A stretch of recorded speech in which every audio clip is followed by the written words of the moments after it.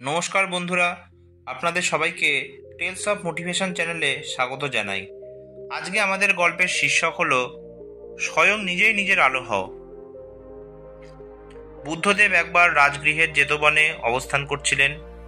তার চারপাশে ভক্ত, শিষ্য, রাজা, প্রজা, গৃহস্থ ও ভিক্ষুরা ভিড় জমাতেন প্রতিদিন। অনেকে এসেছেন মুক্তির সন্ধানে, অনেকে প্রশ্ন নিয়ে, আবার অনেকে এসেছেন শুধুই শান্তি খুঁজে নিতে। একদিন এক যুবক ভিক্ষু আনন্দ নামে বুদ্ধের কাছে এসে বসল। তার চোখে গভীর অস্থিরতা, মনের ভেতর অজস্র প্রশ্ন। সে বিনীতভাবে বলল, ভগবান, আমি শুনেছি আপনি সত্যের পথে চলার দিশারি, কিন্তু যখন আপনি একদিন আমাদের ছেড়ে যাবেন, তখন আমরা কিভাবে মুক্তির পথ খুঁজে পাব? আমরা তো আপনাকেই অবলম্বন করে চলি। আপনি না থাকলে আমরা কার আশ্রয়ে থাকব? বুদ্ধ করুণা ভরা দৃষ্টিতে আনন্দের দিকে তাকালেন। কিছুক্ষণ নীরব থাকার পর তিনি মৃদুস্বরে বললেন, আনন্দ, তুমি যদি আমার ওপর নির্ভর করে থাকো, তবে তুমি কখনোই মুক্ত হতে পারবে না। মনে রেখো, সত্যকে অন্য কেউ তোমার হাতে তুলে দিতে পারে না। প্রত্যেকে নিজেই নিজের আলোর উৎস। তাই আমি তোমাদের বলছি, আপ্পদীপ ভব, নিজেই নিজের প্রদীপ হও। আনন্দ বিস্মিত হয়ে শুনতে লাগলো। বুদ্ধ আবার বললেন, তুমি যদি ভাবো শুধু আমার কথা শুনেই মুক্তি পাবে, তবে তা ভুল। আমার শিক্ষা কেবল পথ নির্দেশনা। পথ চলতে হবে তোমাকেই। ঠিক যেমন আমি আকাশের দিকে আঙুল তুলে দেখাই, কিন্তু আঙুলকে যদি তুমি আকাশ ভেবে বসো, তবে সত্যকে কখনো চিনতে পারবে না। প্রত্যেক মানুষের ভিতরেই সত্যের আলো আছে। সেই আলো জ্বালাতে হবে নিজের পরিশ্রমে, নিজের সাধনায়। আনন্দ কিছুটা অস্বস্তিতে পড়ল।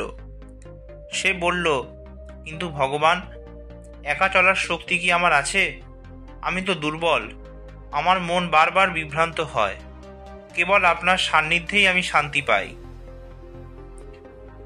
বুদ্ধ কোমল হাসি দিয়ে বললেন, আনন্দ, তুমি যদি নিজেকে দুর্বল ভাবো, তবে তুমি দুর্বলই থাকবে। যদি তুমি বিশ্বাস করো যে আলো বাইরে, তবে চিরকাল আধারেই ঘুরে বেড়াবে। অথচ আলো তোমার অন্তরে লুকিয়ে আছে। সেই আলোকে খুঁজে পেতে হলে প্রথমে নিজেকে জানতে হবে। তোমার কামনা, লোভ, ক্রোধ এসবই মেঘের মতো সূর্যকে ঢেকে রাখে। মেঘ কেটে গেলে সূর্য নিজে থেকেই ঝলমল করে ওঠে। তোমার আত্মাও তেমনি উজ্জ্বল। এরপর বুদ্ধ একটি গল্প বললেন ভিক্ষুদের সামনে। অনেক দিন আগে এক ভ্রমণকারী মরুভূমিতে পথ হারিয়ে ফেলেছিল। সে দূরে আলো দেখছিল, ভেবেছিল সেটাই হয়তো গ্রাম, কিন্তু যতই এগোয় আলোটা মিলিয়ে যায়। শেষে ক্লান্ত হয়ে মাটিতে বসে পড়ল। তখন এক ঋষি তাকে বললেন, যে আলো তুমি বাইরে খুঁজছো তা মরীচিকা। তুমি যদি জল খুঁজো, তবে তোমার পা খুঁড়ে দেখো, মাটির নিচেই জল আছে।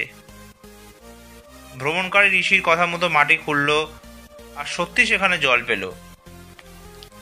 বুদ্ধ ব্যাখ্যা করলেন, আনন্দ, মানুষের মনও সেই ভ্রমণকারীর মতো। আমরা আলো খুঁজি বাইরে, গুরুতে, দেবতায়, অন্যের প্রশংসায়। অথচ প্রকৃত আলো আমাদের ভিতরে। যতক্ষণ না আমরা নিজের ভিতরে তাকাই, ততক্ষণ তা খুঁজে পাব না। বুদ্ধের কথা শুনে আনন্দ গভীর চিন্তায় ডুবে গেল। সে উপলব্ধি করল, সে এতদিন মনে করেছে বুদ্ধই তার একমাত্র ভরসা, কিন্তু আসলে বুদ্ধ তাকে শিখিয়েছেন নিজের ভিতরের শক্তিকে চিনতে। 2, সে ভেবেছিল মুক্তি বাইরের দান, অথচ মুক্তি হলো নিজের অনুশীলনের ফল। আর 3, সত্য কখনো ধার করে পাওয়া যায় না, তাকে খুঁজে নিতে হয় নিজস্ব বোধ দিয়ে। আনন্দ তখন বলল, ভগবান, আজ বুঝলাম সত্যিকারের গুরু সেই, যিনি শিষ্যকে তার শক্তির সন্ধান দেন। আপনি আমার সামনে থেকেও আমাকে বলেছেন নিজেই নিজের আলো হতে হবে।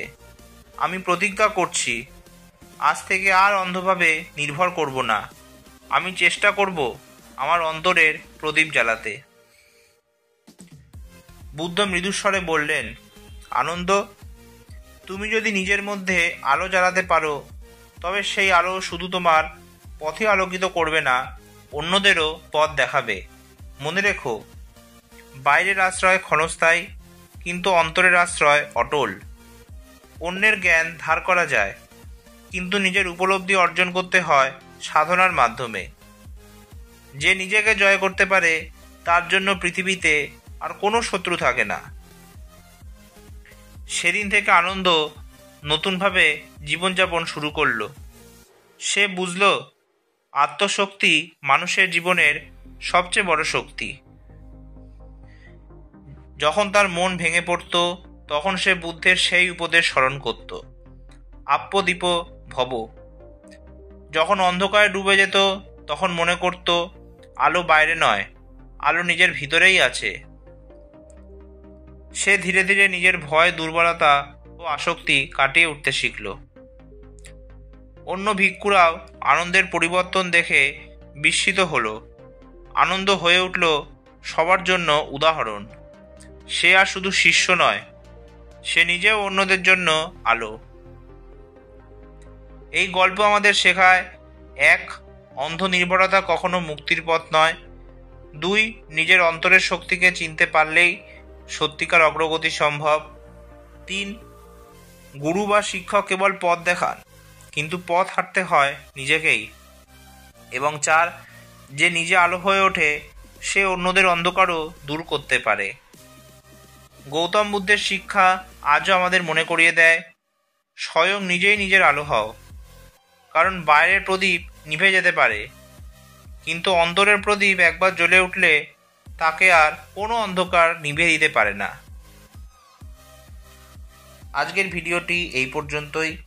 কাহিনীটি ভালো লাগলে প্লিজ ভিডিওটি লাইক, শেয়ার আর চ্যানেলটি সাবস্ক্রাইব করতে ভুলবেন না। আবার নতুন কাহিনী নিয়ে আমি আপনাদের সামনে উপস্থিত হব। ধন্যবাদ।